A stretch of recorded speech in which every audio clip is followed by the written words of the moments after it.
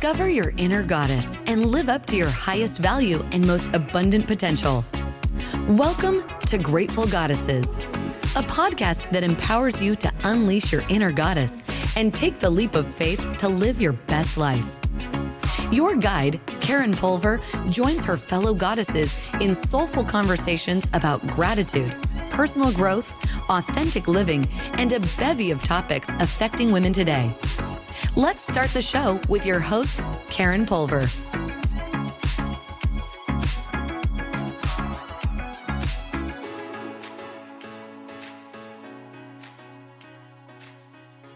Welcome to Grateful Goddesses, and I am the host, Karen Pulver. Grateful Goddesses is a podcast, YouTube, and blog where we explore qualities that we all have inside of us, but we might just need that little push to bring them out.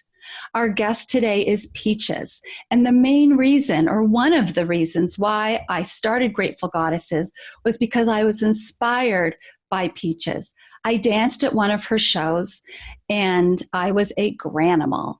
I wore a blonde long wig, booty shorts, a black bra, and I danced to the song, Talk to Me. Why don't you talk to me? Why don't you talk to me? I'm standing here alone. I know you'll never phone. I was scared shitless. I was excited, and I was honored. It was one of the best experiences of my life, and I hope I'm asked again to do this. Realizing how much of a thrill it was, it opened my eyes to the possibility of leaping before you look, taking risks, and having fun.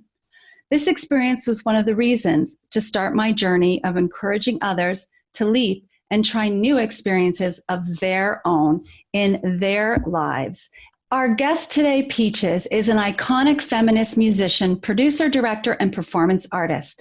Peaches has spent more than 2 decades pushing boundaries and breaking barriers, dramatically altering the landscape of popular culture as she forged a bold, sexually progressive path that's opened the doors for countless others to follow.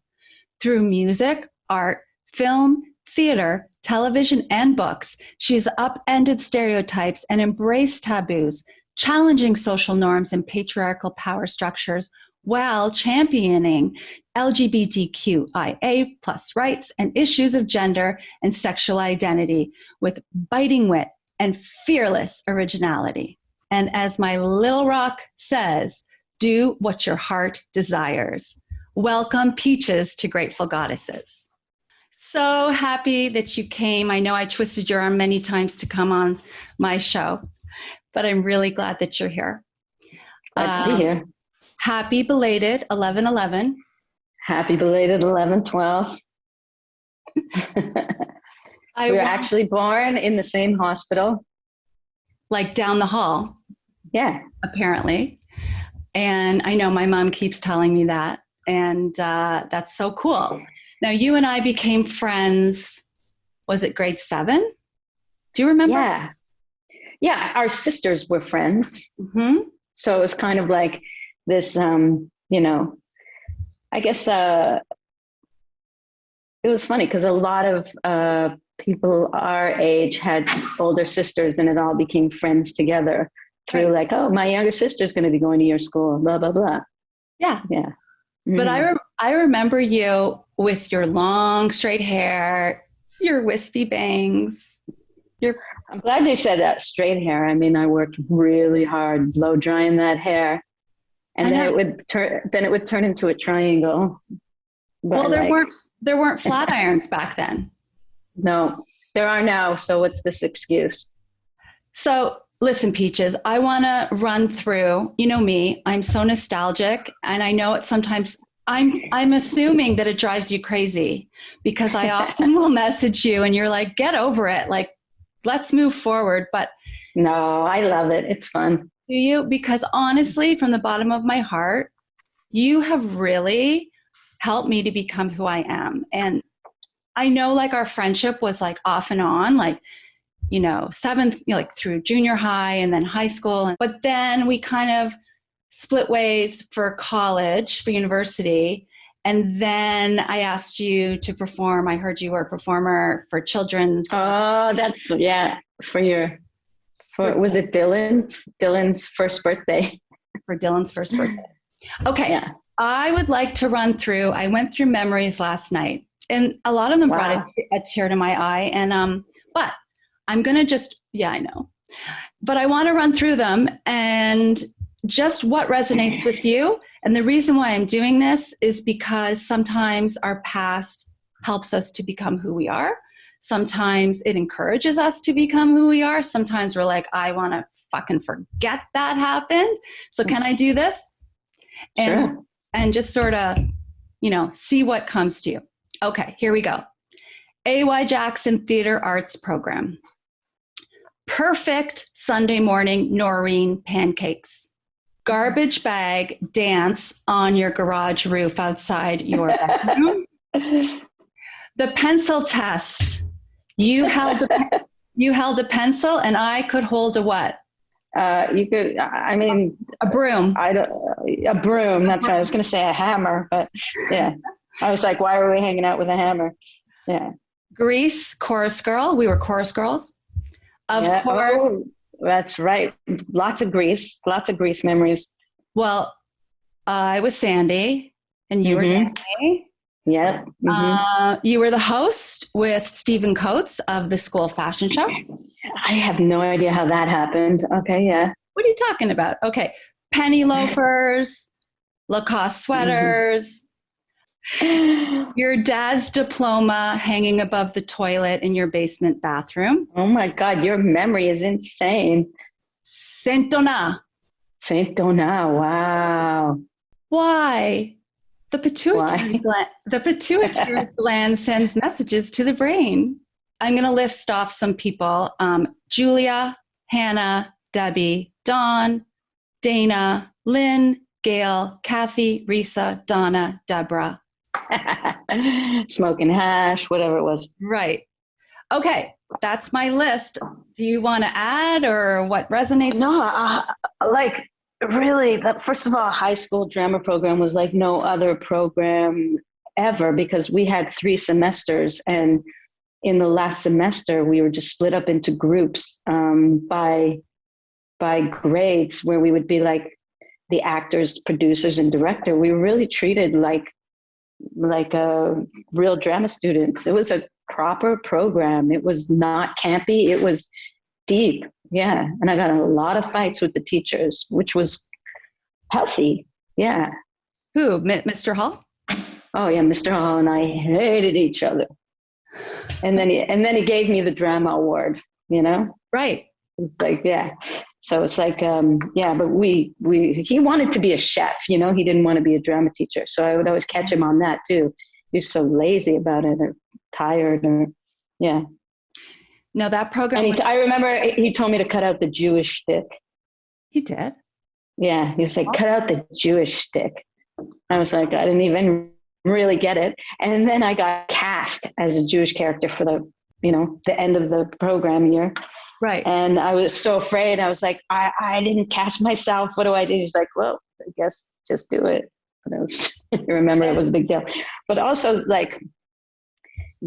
when we transitioned from jazz to modern dance, that was a big deal. We used to, camp it up. We did musical drama, which consisted of us like lip syncing to songs. And you and I became the stars of the musical drama program where we had to audition for You're the One That I Want as Danny and Sandy. Yeah. Both. And I got Danny and I was really like, Did you want Sandy? Of course. Who didn't want Sandy? But you were so good as Danny. Yeah. Cause I didn't really, it was a bit weird, like for me to understand, but it wasn't high school. That was like junior high, maybe even junior high. Then, yeah. And so it was a bit like, I'm not a boy, right. So binary and stuff. But, it was great that we did that. I mean, it was great that it was us. And Maxine Hepner, who was our modern dance teacher, she was really powerful. She was a person I'd never met before. I was like, dance teacher that could look weird and do these weird things and doesn't, and has a personality and isn't like, full of themselves. I met them. I had a meeting with them like years later to meet up again. Oh, you did? Just because I wanted to just tell them how how they changed things for me. Yeah. No, me too. I know. And Yeah. I love doing all those things with you because you just brought out so much. And you know, one of the interviews that I watched you on, you said you weren't a good student, but I pulled this up, and What is that? it's the A.Y. Jackson Secondary School graduation, 1985. And guess what? When you look you up, you won an award. I don't think you even know this or remember this. Most improved science. No, you were for English and theater. English? I won an award for English. I remember winning an award for most improved science student because I had a crush on Miss Fletcher, who was did you remember her? Yeah. She like wore full leather outfits to school because she rode her motorcycle. And I was like, you're the science teacher. I'm going to do so fucking good in science right now. That's great. We had some really fun teachers. Okay. So that's nostalgia. Well, let me just show the pictures. Saint Donat. There we go. There you are skating. And I love that Eddie Bauer, like pullover top thing. I think this was on a horse ride. And wow. Here we are with these guys. I don't remember them, and Julia. Anyway. Okay, nostalgia's over, unless there's anything else. Okay, now I am inviting my featured goddesses on who have lots of questions. Some of them know you. Some of them have no clue who you are. And all of them have heard my dance story, and I talk about you all the time. It's like nauseating. Okay, Michelle is up first. Hi, and some of them want to be you. So, you guys are busy being nostalgic, so it seems like the perfect time to ask my question, Peaches. I grew up in Toronto too, and I would have gone to Newton Brook. I moved away. But I know what it's like to live in the Jewish bubble there, and in so many ways it was beautiful, and I have still the dearest friends from that time to this day. But, like you and Karen, I also moved away, and there's some freedoms in that. And so I guess I'm just wondering, like, why Berlin? Did you feel that bubble? Did you feel like you had to break free and get out of it? So I'm just wondering, what was in your head at that time? Yeah, I actually felt, well, before I left, I actually felt like I did get out of the bubble in a way by just moving downtown and just making sure I wasn't in a bubble and moving, being very active in creative programs that weren't just, on the sort of suburbs of Toronto. So I felt like in a way I created a way to break out of that. So it felt good. Moving to Berlin was more just, I visited there and then I was inspired by it. I moved back because I had a job and everything. And then it was, 1999 and I got offered a small record deal and I thought, oh, this is a good time to move, a good time to change. But I wasn't like, I need to go to Berlin and it's going to change it kind of an opportunity came about and I had, enough money saved that I was like, let's try it. Yeah. Which wasn't like something I did often at that time. I was 33 when I moved and I'd lived in Toronto my whole life. So, but I felt I had lived a lot of lives in Toronto, to be honest. I get that. And then you've loved Berlin. You've stayed there the whole time, right? Pretty well. Yeah. Wow. I was in LA for a while, 2 times, but I'm back here. I actually grew up in Bitburg, Germany. And so when I lived there, Berlin the wall was still up. So I'm curious, how do they perceive your artwork there? Because I know it's very taboo, even for North Carolina, but American standards. So how does it go over there? I mean, it went over really big the minute I moved here. It just seemed like a zeitgeist kind of thing that was happening where, faceless techno music and sexuality seemed to, converge with what I was doing. And people were like, this is what we need. And somehow, it really was it was kind of a frenzy in a really exciting underground way. But also, the minute I moved there, 2 weeks after I moved there, I was already touring. It was exciting. Yeah.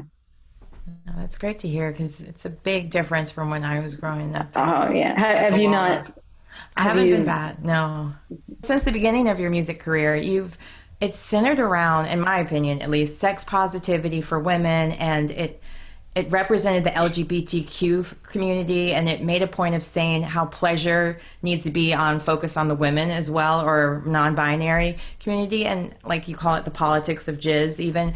What made you decide to use music to advocate for sexual pleasure in times when only like straight men were really allowed to? That's exactly why, because I was like listening to so much music, especially classic rock, coming from my, suburban white background. And I like these songs. Why am I saying these things? And why am I saying them to women? And I want to say what I want to say from my point of view and have that same feeling they do. And I want to have that privilege. So I just gave myself that privilege. Thank you. That's great. I'm glad you did. Yeah. Tina. Hi. So what is the biggest surprise that people don't know about you? Well, if I didn't want them to know it about me, then they don't. So Good answer. I mean, how am I supposed to, here I am. I'll tell you right now, here I am doing this. What's that? But I also got a tequila waiting. So But it's I don't know what to tell you. It's later there. You're in Berlin. We're still having our coffees. But yes. I had my coffee. Yeah.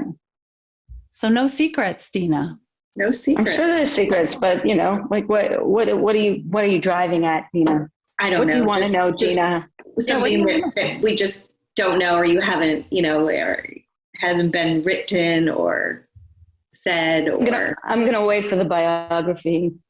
No, I'm not trying to be mysterious or rude. I'm just. You're an open book, really. Yeah. You are. Okay, Alyssa. Hi there. So we're going to talk a lot about kind of the career, and we've talked about the way beginnings of your career doing Grease back in high school. But I want to just fast forward to talk about the last couple of years. So obviously it's been challenging for everybody, regardless of, your career and where you're at in the world.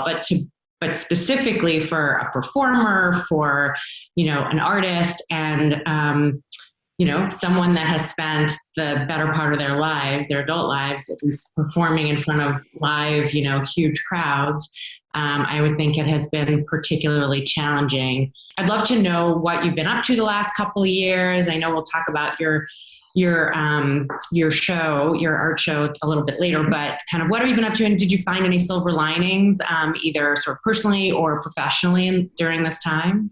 No. And I don't know what I've been doing. No, actually, right before the pandemic, me and my partner bought a live workspace, and it's been, really extra challenging to try and like navigate how to do everything when you had it all set up and then something like that hits. Not that it's exciting, but it's also very challenging, but it takes a lot of time. So that has been a huge focus, and it's still going on for a year and a half. So that's a very stressful thing anyway, and it's a way bigger project than we ever thought it would be. So that took up a lot of time. Made a lot of demos for new songs, and I did a lot of work. I became very intimate with Tara Brach. Do you know Tara Brach? No. I would say she's like a psychologist, spiritual kind of advocate, and and Christian Neff, Dr. Christian Neff, it's just like self-compassion and all this kind of stuff. I find it way more difficult than I thought I would when you're alone and trying to do these things. Than like, I'm such a person to help other people, communicate with other people, always be around other people, moving, going, but then when it's just me, it's quite different. It's challenging. Yeah. So I'm still working on that. And it's a lot. It's a lot to like really positive way and be excited about your whole life and then shut down.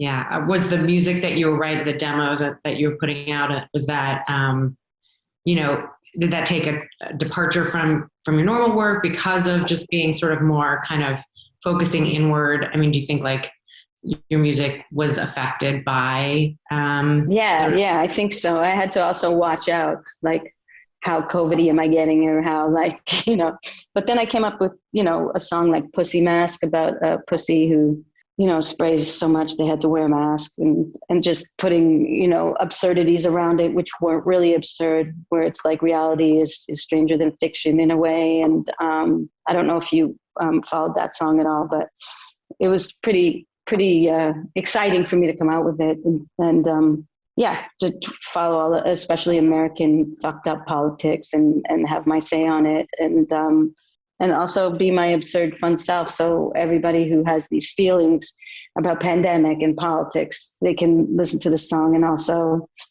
if you enjoy the song, then you can, you know, have a good chuckle too, and understand the depth in it also. Or you could be really offended by it, which happens on both ends. So. Speaking of politics, I mean, you've been very outspoken, especially like impeach my Bush. And then with Trump, he said something about peaches. I'm totally forgetting. And then you like posted about that, remember? And just how you really don't give a shit about what they think about what you're saying. You speak your truth. And I actually remember that in you. But I actually give a shit. No, that's what I mean. You give a shit, but you don't give a shit about people's judgment. Or do you? I mean, not their judgment, but I think more and more it gets harder and harder to not give a shit when you want to make sure that you are not idiots. I don't give a shit about idiots, Republican, fucking anti-abortion, bull, you know, like anti-racist, you know, anti-gender politics. So you're right. I get what you mean. That's what I mean. You are very passionate about your causes and about what you do, and then also, you know, just following your career, what I've noticed is you like to be in control of the directing, the producing, because you don't want your message, correct me if I'm wrong, changed or like put in a box or put in like, I guess compared to like mainstream, like changing it to what others may want from you. You want to speak your truth.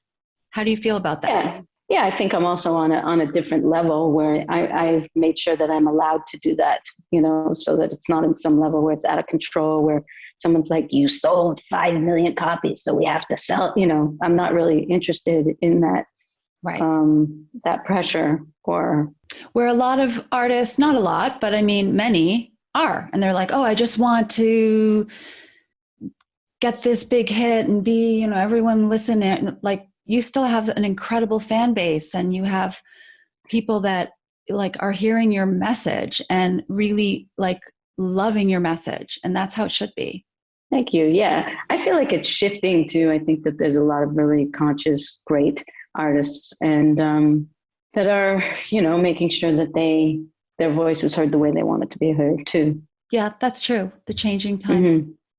Well, speaking of a little bit about you speaking your mind and getting involved in politics, last year for Hanukkah, the Foo Fighters covered your song, and you were also part of it for Fuck the Pain Away, which was amazing. Yeah. How did that collaboration come about? Well, I guess they just wanted, you know, because I think the Foo Fighters every year do like Christmas. They pick 8 people to cover Christmas. And so they were like, let's give it to the Jewish people this year, I guess. So I guess it came out like, I really don't know. I know Greg Kurstin, who, you know, produced, he's like incredible human, just a really sweet person who happened to like produce the last 2 Adele albums and did the last Foo Fighters albums and stuff like that. So he may have mentioned that I was Jewish. I don't know. So there wasn't some. But we have some similar friends, music friends and stuff. So yeah, it's cute. Yeah. Well, what did you think of the way they did it in that sense? Did you hearing it from a male's perspective. Looking I know. I love it. Yeah. No, but I think that's also another reason when we were just talking about lyrics, and changing them around, how I would sing along with like how big my dick is or whatever I'm singing along with. So it's always nice to hear, objectifying men instead. Yeah. Or that they're saying sucking on my titties because they have titties, so. Yeah. So, your songs are also lately, we've noticed them in a lot of different TV shows and movies like Sex Education. Well, to go back some, Lost in Translation, and then even on the political side with Samantha Bee's show, The Girls Want to Be Boys Want to Be Us. How do you feel about your artwork, your songs becoming part of mainstream media in that sense? I mean, I think that's really essential and important to me. I mean, I love that. One of my favorite moments is like I was on part of South Park, this really insane episode where a police officer who cross-dresses as a street sex worker to catch Johns, but is obviously just wants to be a sex worker, decides that they're going to catch a lot of Johns at a college and jumps out of a cake at a like fraternity party, and jumps out of cake and dances to Fuck the Pain Away. So that kind of like a moment like that, I was like, what is going on? Or, there's a lot of those moments, but it's always like a statement and a reason why they're using it. And so I am happy to be part of the statement, and that Sex Education shit is out of hand. What do you mean by that? It's just so crazy, so over the top. It's like Glee, but also, looking more into the show and what they're about, it makes sense, and I'm happy to be a part of that. Oh, great. So we won't hear it on Fox News one day. Just kidding. I mean, you know how Republicans turn things around. So you never know. Like try and use stuff. I remember. What's it called? Sarah Palin used Barracuda as her was it like speech music, and Hart was like, please stop, we don't want you to. No joke. Before Rachel, it just thought of it. Did you know that when I messaged you when I had discovered I had cancer, and you had talked about your thyroid cancer, and we were just texting, and said, you can get through this. You were really helpful. I actually put Fuck the Pain Away when I was getting my radiation. Oh. Because, everyone interprets it differently, but it helped me to just like, fuck it. Like just. Yeah. Get some energy to be like. Yeah. Love it. Good. Okay, Rach. Awesome. Rach is up. Okay. So, oh my God, I loved hearing those high school memories because I want to go back to like when you started performing and like feeling that freedom of your voice, of your sound, of your look, of everything. Like, were you insecure? Like, was it hard for you? Like, did you have to get over something? How did you practice? Or were you like just born for that type of expression? I feel like it was quite an evolution. Like I never felt like I can do this, I got to do this. But I felt like, I would always be in the talent show singing. Yeah, always. I would always just be like, okay, now here's my moment. And I didn't know why. It's just like that. I had confidence doing that. That I would just be like, it's time for me to sing now. I can do that. And I remember like a really early memory of like, I don't know who, like early, like 70s, where I was singing Killing Me Softly with my friend on piano. And I guess we got in a fight like right before, and they called us on stage, and she sat in the audience like, I'm not coming up. I'm not playing piano. Nope. And then everybody around her was like, yeah, don't go. And like, I watched like a whole buildup of my year Hate Me, like while I was standing on stage. And then I just was like, I'm going to sing this a cappella. Do you know that's one of my favorite songs? Oh, yeah. It's a beautiful song. Yeah. So I remember singing that, and I won the talent show. They probably just felt bad for me. But Yeah, but I always loved singing. Sometimes it connected with audiences, sometimes it didn't, and went through a lot of just experiments. And once, Peach's voice came out, it just started to build from there. And I was like, how can I get in all, be the director, be the actor, be the message, be the lighting, get all these things I love and I know from theater and writing and life, and put them into what I want, because this is how I can do it. So I just started to do it.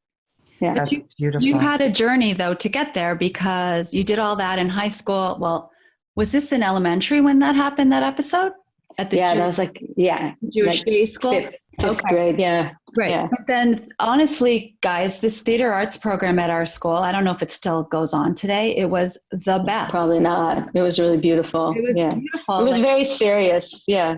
Yeah, I remember you came in to help me because I got freaked out right before my show. I was a producer. You're an actor, producer, director. And I said, Merrill, I don't know how to do the lights. I was freaking out. I totally, and do you remember you came in and did it? No. Well, you did Wow, it. I did. But I got credit. Good. No problem. But but then you became, you went to university for theater. Yeah. For theater. And then you became a teacher and you sang songs for schools, and then the evolution of it. Yeah, I was doing music, my own music at night, and teaching kids in the day. Yeah, and it was all kind of unfolding. But there was music at your house. Like your brother, it is like when I come over, it was like blaring music in his room, right? Yeah, he had he made his own little lighting board. So he would have it's like a switchboard. He had a waterbed and a lighting system. So it'd be like a strobe light or a black light or like spotlights, and you'd put on a tape. You'd put on the Beatles' White Album, and then you'd do like a light show in his waterbed when he's not there. Always music. You had like a stereo in the shaggy carpet room with always music. Dina. Okay, so we want to talk about your partner. Karen mentioned you have a partner, Black Cracker, and I'm interested to know how you make it all work with touring and producing and his lifestyle. He's exactly the same, and he's such an incredible mind and such a great collaborator. So it's just elevated. I know you said we're going to talk about my art show. That was the first time I'd ever done an art show. I really wanted to. It was supposed to be like a retrospective of my work, and I really didn't understand why I would be doing a retrospective of my own work, because I wanted to, and he was such a good mentor in the way where he would go out and buy me clay, sculpt, just try something, and I'd be like, I don't sculpt.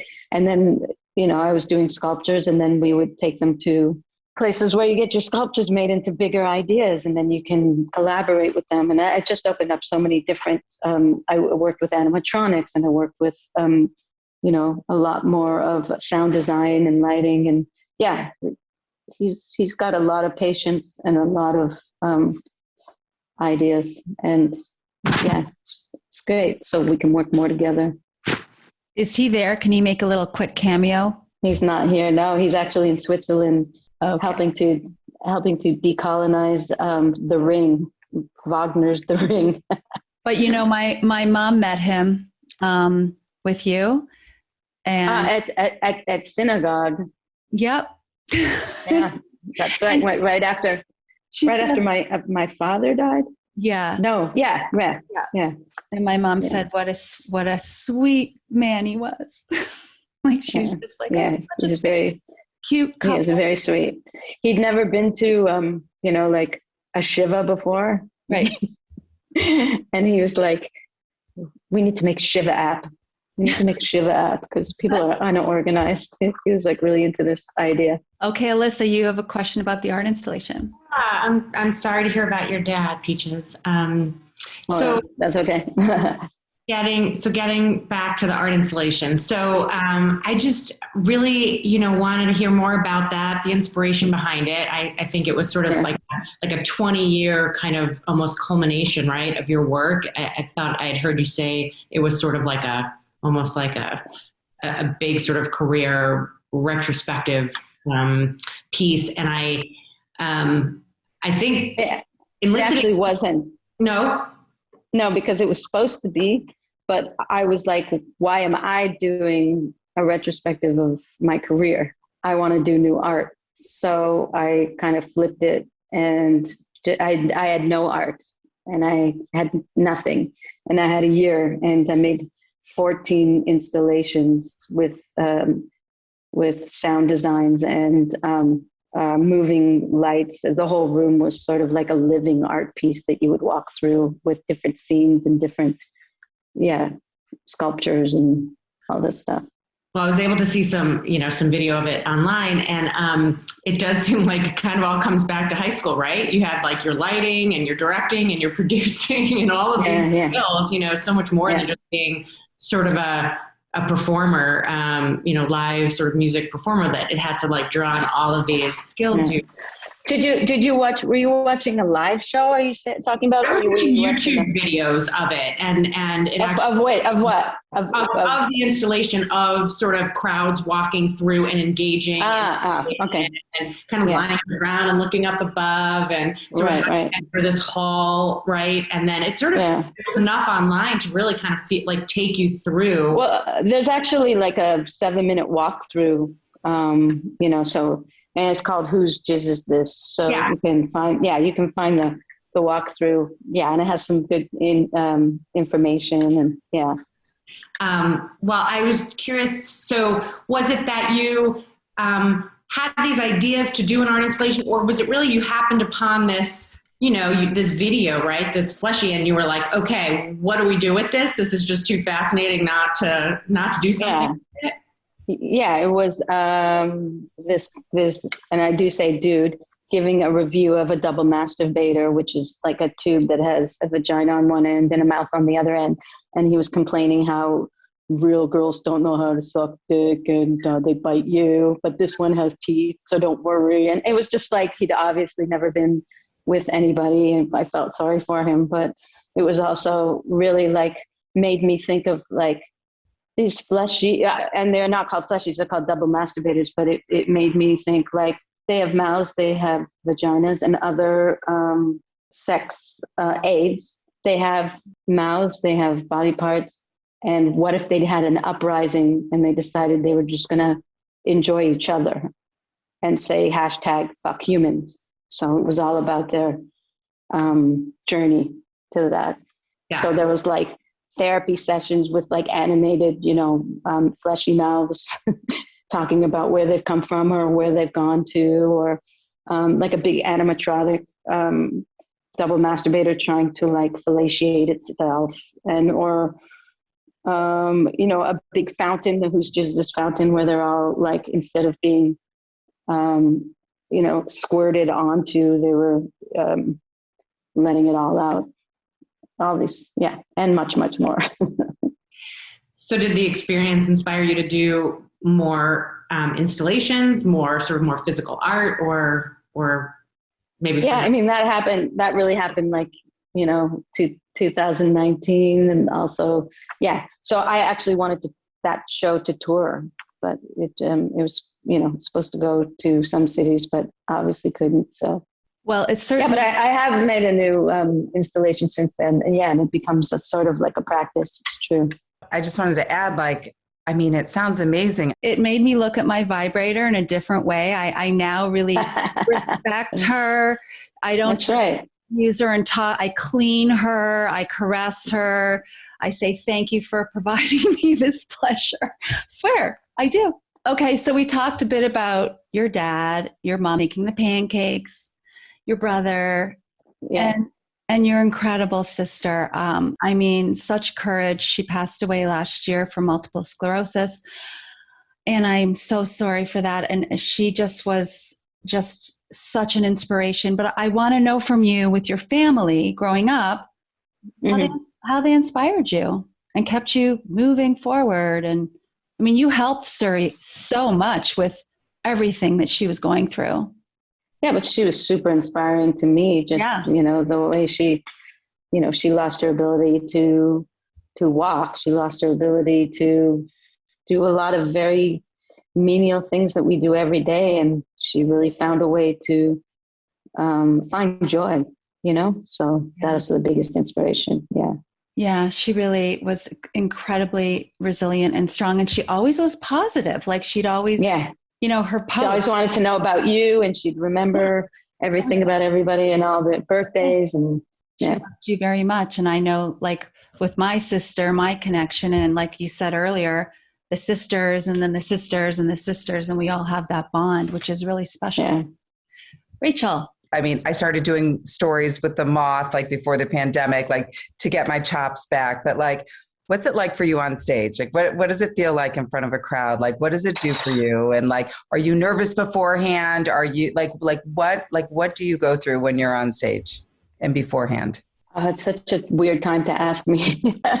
I know. So let's help you relive that, how fabulous that is for you. It feels powerful, but I feel really giving too. I feel like I know what I'm saying, and I know we're in this together, and this is fun, and feels good, and it's important, but it's not like, too important. And sometimes it feels too important to me. And, sometimes some of the people down there, because it feels a little too important for them. And, you just have to find, it's exciting. It's exciting to create something that, is going to, first of all, be heard and be shared and be experienced and be loved and enjoyed. That's incredible feeling. When you come to Chicago, I will fly you in, Camille, and you to Michelle, and we will go because her shows are just, oh my gosh, like so surreal, like just amazing, like beyond. Do you know that after being it's the Granimal, right? Did I say it right? Sure. No, what is it? What was it? No, I don't want, no, it's good. It's good. I like Granimal. I thought that's what it was. No, I like it. That's what I was told I was. I put my clothes back on, went up to the balcony, and I was like so excited. And this couple behind us, these two guys, they're like, "Wow, that song was amazing. Those dancers were amazing," meaning Michelle and I. And I couldn't help myself, and I was like, "That was me." And the guy looks me up and down because, I was like, "No fucking way. Like, who the fuck are you?" I'm like, "But it was me." I get that a lot. No, you don't. I get that a lot. I get it. I like people going like, "Are you? No, you're not. No, you couldn't be. No, that's not you." So I thought you were a wannabe Peaches. Like, what do you want? Like, really? Yeah, it's funny. I was so bad. I'm grateful nobody knew it was me. But I had the time of my life. I loved it. And it makes so I don't know, because there's these huge wigs you can hardly see in them, and they like cover the top half of your body. So it's a really fun time to, but you don't show your face on stage. Yeah. But it's really fun experience also to just, experience it, but not have to be so exposed. Well, I hope in some ways. I hope you ask me again. I know, like, I think I asked you once before and you said, "Well, I have professional dancers now." I'm like, "Oh, but I want to do it again." So don't forget. So when you're in those shows and you see all these adoring fans, and like, obviously there's so much energy in the space, and you are like the director, you're everything. You're the performer, the director, the everything. This is your moment. This is like people who appreciate you and adore you. How do you take that energy home, and how long does that stay with you? And is it something that you crave, you long for? Is it something that exhausts you? I'm like curious how you manage all that energy. All of that. It does all of that. Definitely. It's very exhausting, but it's also, I love, like when I'm in the flow, I love the exhaustion to keep pushing. But I also, you get lost in it and then you come back and you have to make sure that you're grounded. And then, then it takes a pandemic to realize that you really weren't, that you were in that, it's like a thing I would have never even known that I didn't have a ground, So it's a lot of responsibility to yourself, to people, but also it's amazing. Yeah, it's everything and nothing, and so immediate and so fleeting, So it's. And finally, Peaches, how do you identify as a grateful goddess? Do you? And if so, how? How do I identify as a grateful goddess? Do you? Are you able to tap into that? I'm not sure. Okay. Well, I'm not sure. I don't know.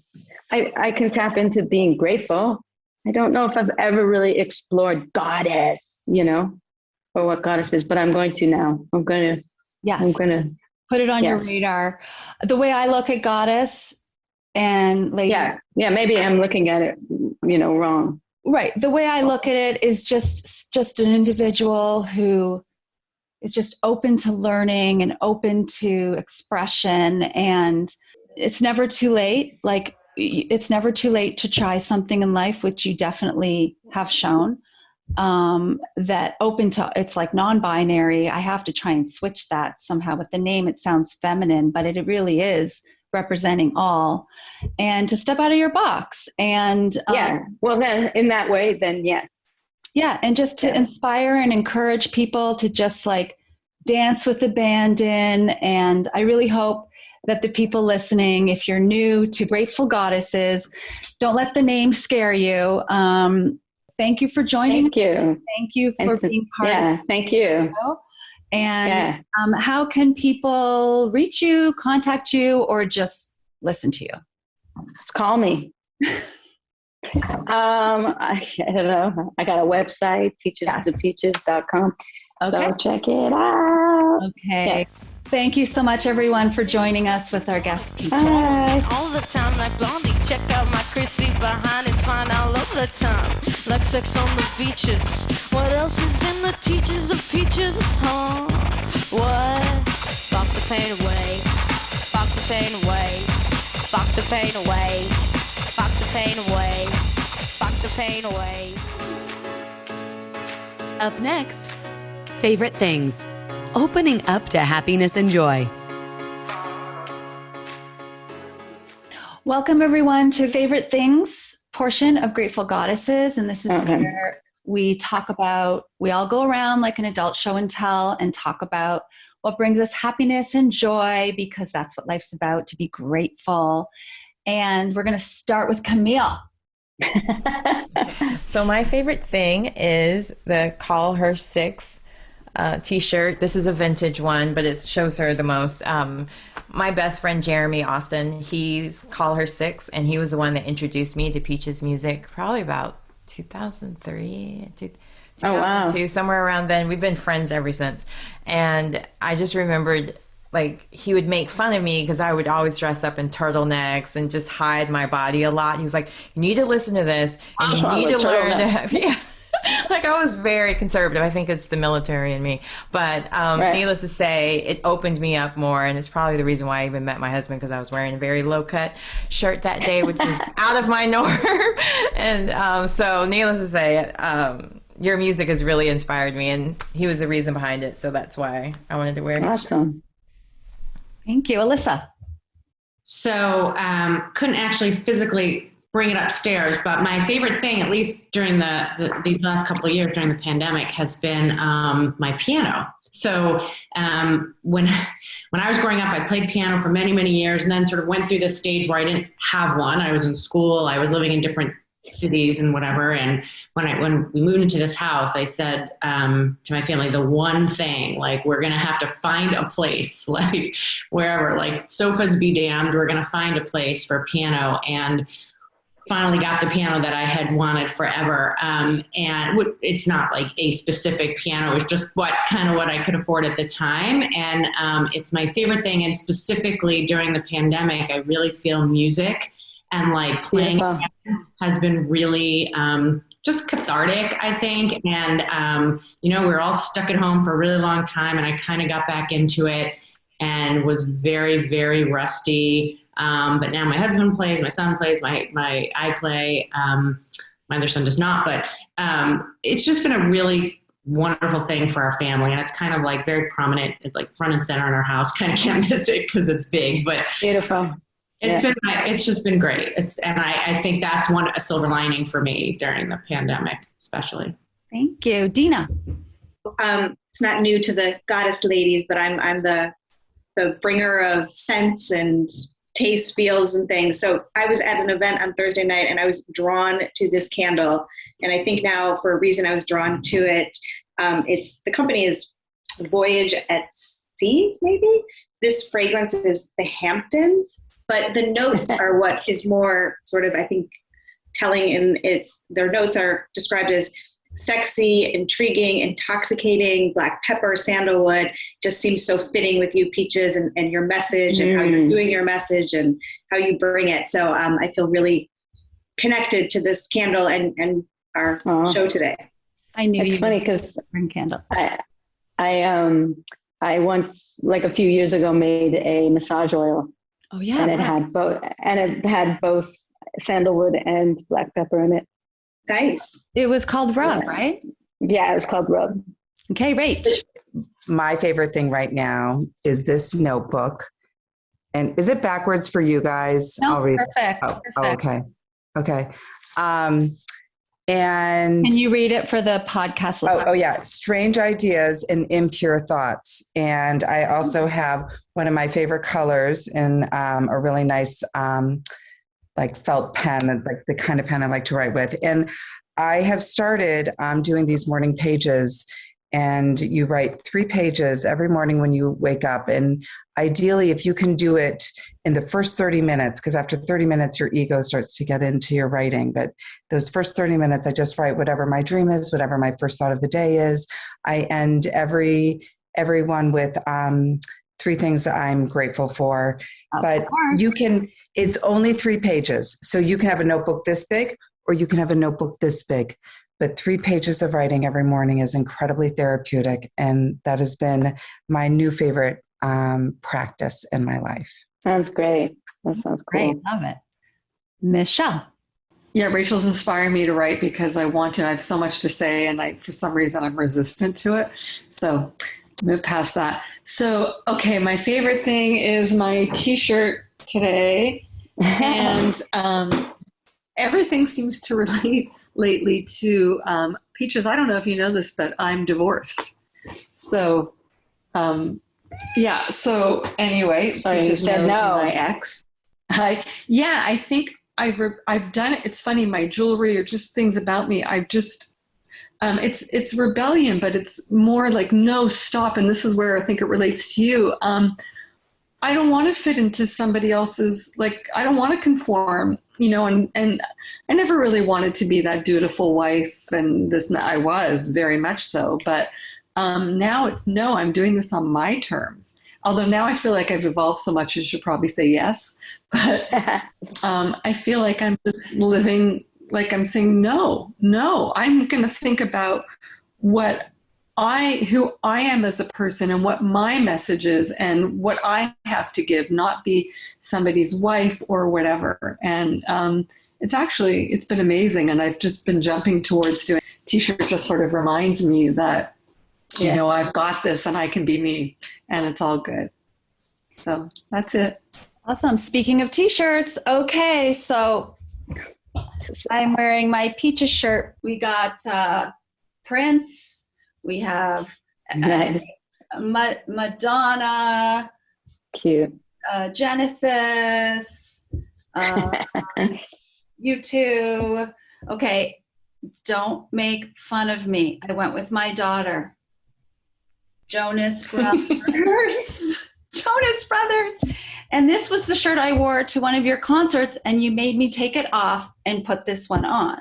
I don't know why you did it. Why did you make me take this one off? I probably just wanted to give you a new shirt. Okay. You signed it. Tush, tush. Why? Merrill. Love it.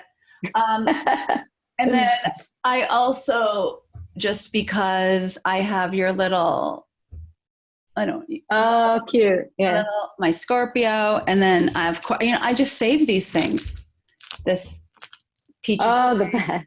The bag filled with all this stuff, because I look at these things, it shaped who I am. It helps me to think back and also use all that stuff that I learned and to propel me forward. So that's my favorite thing. How about you, Peaches? Well, recently my partner said that he feels like he's not represented in the art, the genitalia art that I am interested in. And we had a whole discussion about it. And the skin color, the shapes, he didn't feel represented, but we had a long conversation. And then my birthday came up and he's like, you know what? I want to make peace with it. And I wanted to give you this present. So I'm going to have to get it ready.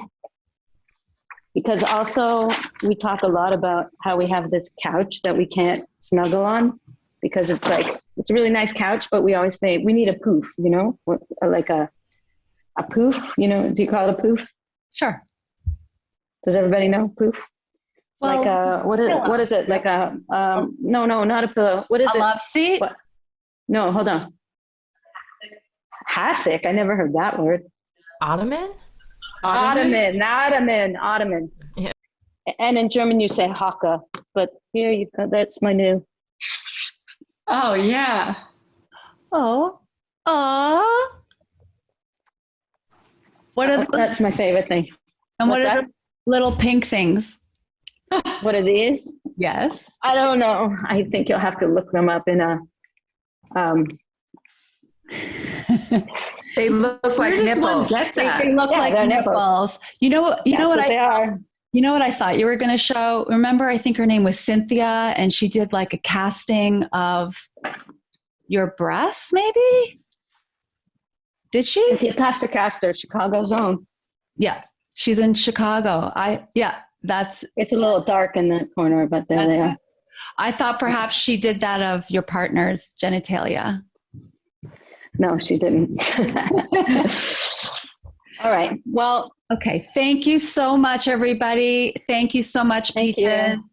And we're really honored. And thank you for joining us on Grateful Goddesses. Okay. Bye, everybody. Have a good night. Bye. Unleashed your inner goddess yet? Thanks for joining us today on Grateful Goddesses. We invite you to visit our website, www.gratefulgoddesses.com, to access today's show notes as well as other helpful resources. Don't forget to leave a review. Until next time, stay strong and empowered to be a grateful goddess.